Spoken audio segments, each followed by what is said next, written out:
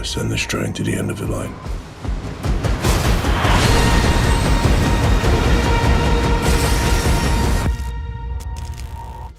Well, we're here. Idris Elba's back in Hijack Season 2. But should he be?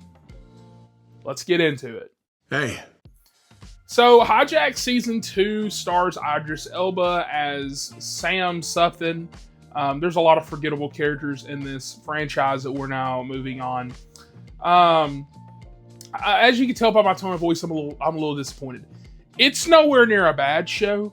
As I'm going to give you the pros and cons and stuff like that, like I usually do, you're going to hear a lot of like complaining and a lot of disappointment. But the show does get better. It's one of those where I'm not mad I watched it. I'm just, like I said, disappointed. So, if you watched Hijack Season 1, it's a pretty good Apple TV show. I think Apple TV doesn't miss, and if they do, it's very rare. And usually it's in their movie department every now and then.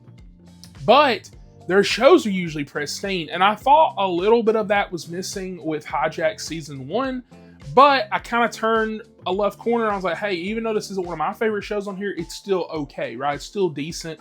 It's still good. It's got some good performances, some good twists, stuff like that, whatever, right? So this season, they kind of do this thing, which I hate in storytelling, where they're like, hey, we're not going to give the audience a plot. We're not going to tell you nothing. They don't give us a plot until episode 4. Mind you, this is a streaming show. People could tap out. People could leave. I don't know why you would write it like this, because if I didn't review this, I probably would have tapped out.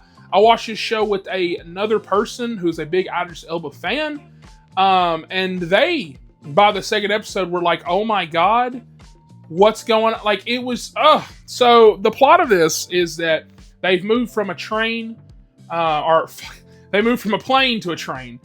Next, I'm assuming it's an automobile, okay? I hope you understood that reference.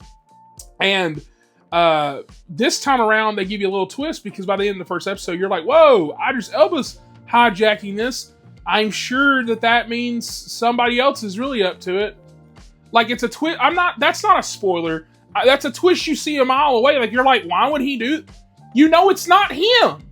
And so this whole cat and mouse they try to do in episode 1 and 2, where they're like, oh my god, it's him actually. Yeah. I don't buy that. I don't buy that, okay?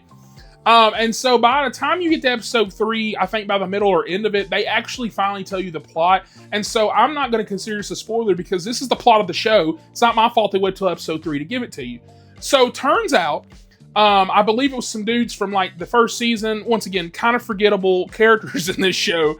And also it's been like 2 years. But some dudes from the first season, they ended up killing his son off screen. We've got a Yellowstone Marshal situation here.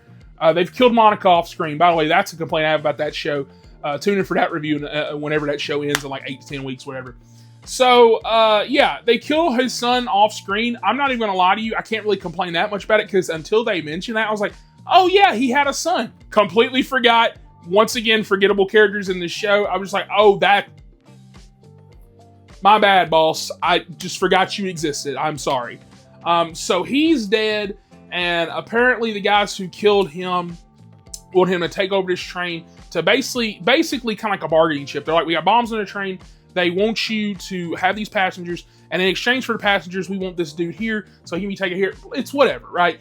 And so by the time that was happening, like episode 3 or 4, I was like, okay, I'm kind of invested. There's a lot of tension here. There's a lot of good stuff here. Now I want to get into my positives, even though I still am kind of overtly negative on this show for the most part. So, positives, performances are really great in this show. There is a lot of new characters, clearly. It's a new hijacking, and I think they are very well done. I think they're very well written.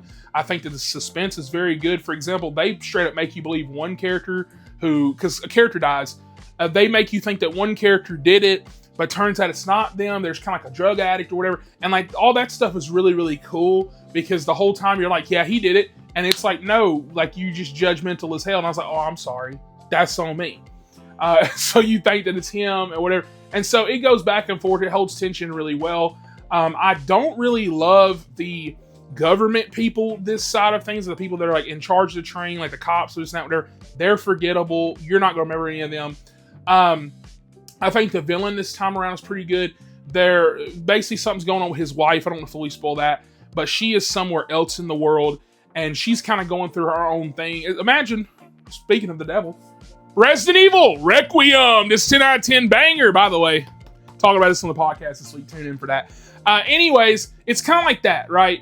You go to Idris Elba, you get the Leon Kennedy set. Actually, no, let's reverse that. Idris Elba is the Grace sections, okay? Because he's just stuck on this train. Some episodes, he's only in the front. He's not even, like, moving anywhere, right? And then his wife is Leon Kennedy. She's, like, fighting these dudes, like, they're wanting her, and, like, she's doing her own thing, whatever, and she's, like, surviving off the land. And that's pretty cool. I actually was, like, really liking that stuff. I really, really enjoyed it. So now I'm going to give you my final score and why I still did not love this show like I want it to. Especially compared to season 1, which even though I think it's kind of forgettable, still pretty good. The finale. You're leading us to just a quiet stop on this train. It's just so, like, whatever. It's so flat. It's just, who cares?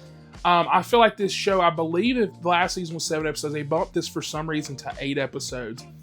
And even though this is 8 episodes, right? You could have made this 6, you could have made this 3, and I really feel like the same outcome would have happened. It's weird when you watch a show like this, because you're like, oh, this complex storytelling, that's why they got all these episodes. No, like, there's so much filler, there's so many characters you don't care about, there's so many people that you don't like, there's some twists and turns that are pretty good, but there's also some twists and turns that are like, not really great. And so, yeah, I don't know, man, like, I'm a big Idris Elba fan, hey, brothers up. But, like, my God, I didn't enjoy this. I did not have fun with this. Apple TV, one of my lovely viewers, you know who you are. I promised you, I've been promising Slow Horses. Slow Horses officially next. Starting episode 1, hopefully through 3 tonight, because I just finished School Spirits, which a review of that will be out later on today as well. But, yeah, this one went in for me, Apple. Don't cook. Do not put him in an automobile next season. Do not leave it alone. In the show, stop. I don't care. Just stop. This is getting I'm going to be honest, performance and everything else bumps it up just a little bit. I'm going to give this a 6 out of 10. I'm like, it's not bad. It's just, if season 1's like a 7, like, this is just underneath that completely. I would watch that before I'd watch this. If you enjoyed season 1, you'll probably enjoy this. If you're not like me and you enjoyed all the characters stuff like that, you probably get the first season of 9, and you probably love this. No. And with that, comment down below, let me know your thoughts on this. Do you feel the same I did, or am I like the only person? And yeah, like, subscribe for more. I'll catch you guys on the next one. He spent a year putting this together. Every detail. He was obsessed.